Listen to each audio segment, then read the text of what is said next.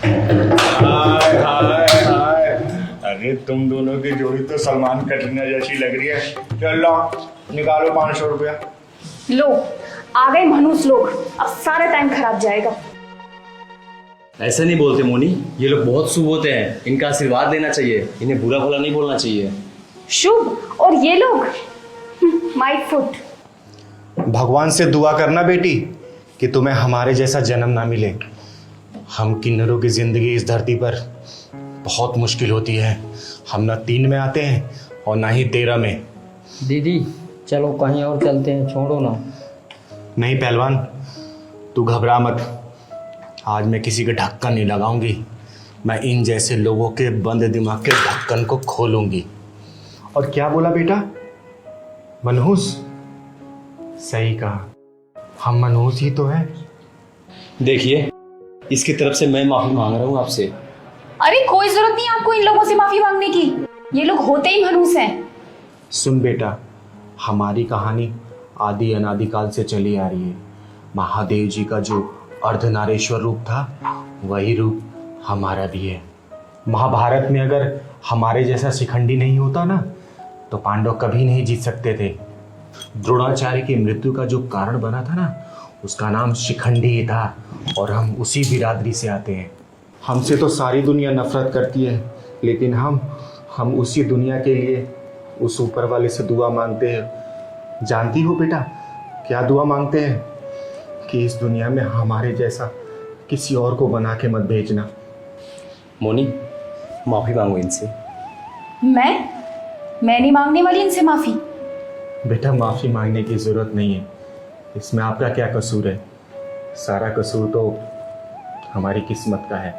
ना तो हम नर में आते हैं और ना ही नारी में। हमारी ज़िंदगी मजाक जैसी है, सारा दिन हमारा मजाक उड़ाया जाता है। जो लोग हमारा मजाक उड़ाते हैं ना, और उनके घर जब बच्चा जन्म लेता है, तो हम उसी बच्चे के लिए बधाई गीत गाते हैं, उसकी लंबी उम्र की प्रार्थना करते हैं भगवान से। और वही बच्चा जब बड़ा होके हम जैसे किन्नरों का मजाक उड़ाता है, तो बहुत बुरा लगता है। एक बात बताऊं बेटा, अगर आधी रात का समय हो और सुनसान सड़क हो, और उसी सुनसान सड़क पर हमारे जैसे किन्नर बैठे हो, और दूर कहीं 4 लड़के भी बैठे हों, और उसी वक्त कोई लड़की रास्ता भटक के आ जाए, तो वो हम किन्नरों के साथ बैठेगी, उन लड़कों के साथ नहीं। क्योंकि वो भी जानती है कि वो हमारे साथ सुरक्षित है। वो 4 लड़के उनके साथ क्या करेंगे, उसे बखूबी अंदाजा है। दीदी पत्थरों से क्यों टकरा रही हो? नहीं पहलवान, आज मुझे बोल लेने दे। राजाओं और नवाबों के महलों में उनकी महारानियों की सुरक्षा के लिए और देखभाल के लिए हम किन्नर ही रखे जाते थे। बेटा, हम ना घर के होते हैं और ना ही घाट के।